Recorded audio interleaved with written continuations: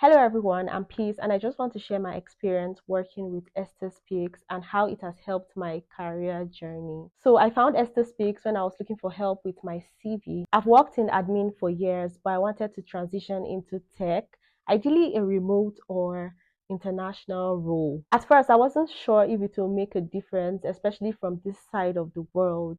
And a lot of what I saw online didn't just feel like it applied to someone like me. But reading her blog and joining the newsletter made me feel like someone finally understood my experience.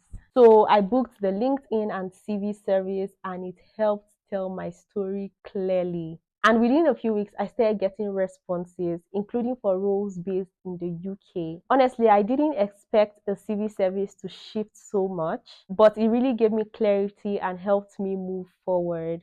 So if you're considering it, I'll honestly say go for it because it made a huge difference for me.